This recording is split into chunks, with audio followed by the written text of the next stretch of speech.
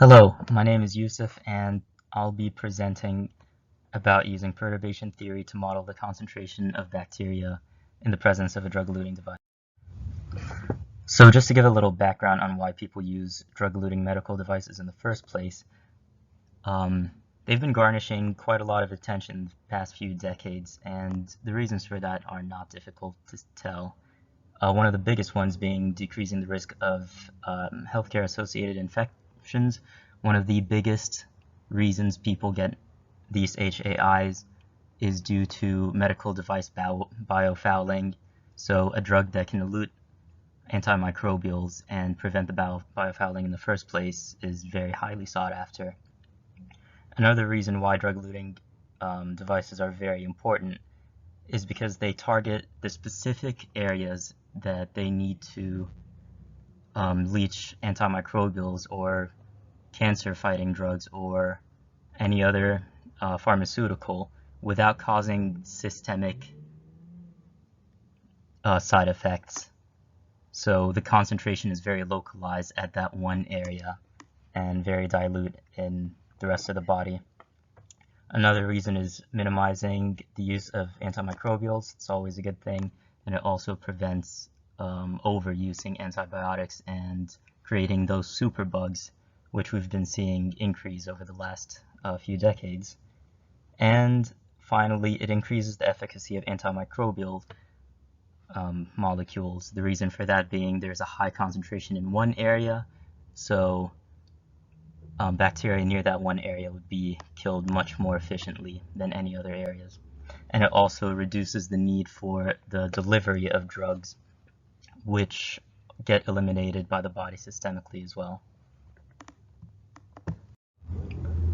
So the first part of the equation that I'm going to be talking about in modeling the pharmacodynamics of the bacterial concentration is the actual growth of bacteria in growth medium, and that could be something like prepared M3 medium, or it could be something more in vivo, like human blood or human urine or human saliva.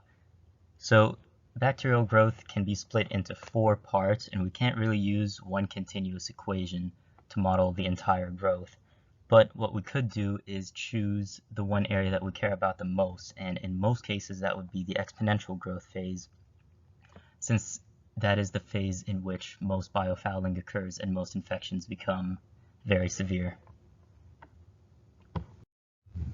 And the second mathematical equation we need is the time-kill kinetics of each individual antimicrobial against each individual bacteria. What people typically do is use the Hill equation and find the maximum response efficacy and plug it into that equation, and they use the Hill coefficient to measure the sensitivity. So some antimicrobials are going to have a exponentially higher time kill response because they have cooperative binding. So once it binds to one ligand, other drugs can bind to different ligands and they can work synergistically to kill bacteria. Others will have non-cooperative binding and they will not kill exponentially, just depending on the concentration. And the third case is competitive binding, where all of the antimicrobials are competing for the same ligand. So the higher the concentration, the less efficacy you're going to get per change in concentration. And here's a diagram of the system that I'm going to be modeling. Essentially, it is a polymer coated with antimicrobials that leaches when bacteria come close, but does not leach otherwise. What we can do now is build the bacteria population in terms of its change and growth rate and the kill rate. Alright, now we'll talk about the assumptions that I used and the definition of the system. So the first assumption is that the pH range is between 6 to 10, and elution does not occur spontaneously in that rate. The second one is the surface is semi-contact kill, so the only things changing the concentration of antimicrobial in the solution is the bacterial concentration and the current concentration of antimicrobial. We're also going to assume that electrostatic interaction between the antimicrobial and the bacteria is irreversible, meaning as soon as it reacts, we no longer consider that. And we're going to assume that reabsorption of antimicrobial is possible and directly proportional to the concentration in the solution.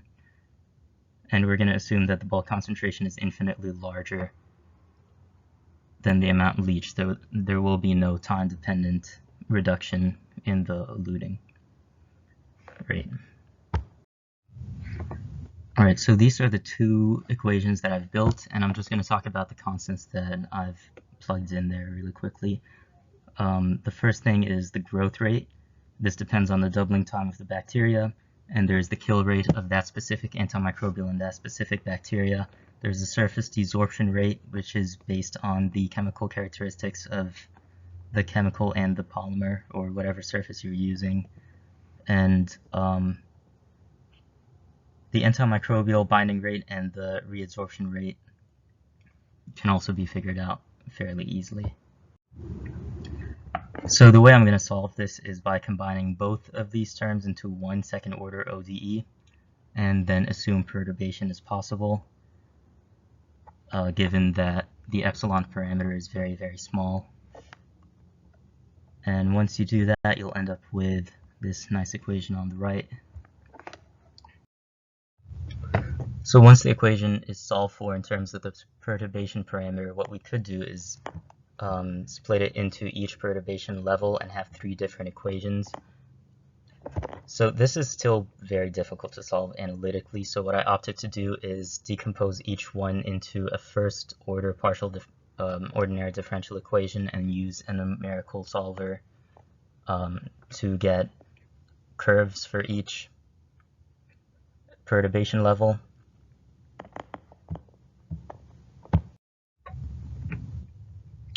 And these are the graphs that I got from using SciPy. I used the solve initial value boundary, used 10 to the 5 CFU per milliliter as the initial boundaries and the change at time 0 as 0. So this is what the graph looks like with all the parameters that I discussed initially. And on the right is what it would look like if I vary the perturbation parameter. So what I wanted to know is, when does this perturbation theory start breaking down in this specific model? And it seems at about 0.01 you start getting some divergence from what you'd expect. And since we're using a numerical calculator, I just figured we'd change a bunch of other parameters and see what it looks like. Alright, so the two most obvious parameters to change, to me at least, were the time kill rate and the elution rate. I just wanted to know which would have a bigger impact.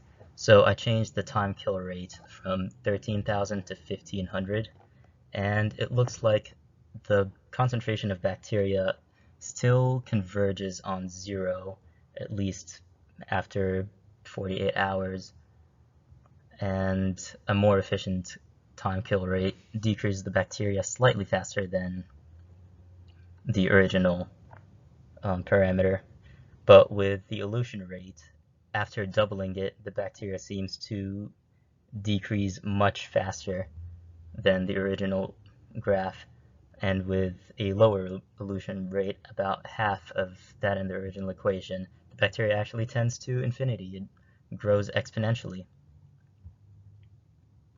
So I just thought it was interesting to see which parameters would have the biggest impact on the performance of the system. Here are all my references. Thanks.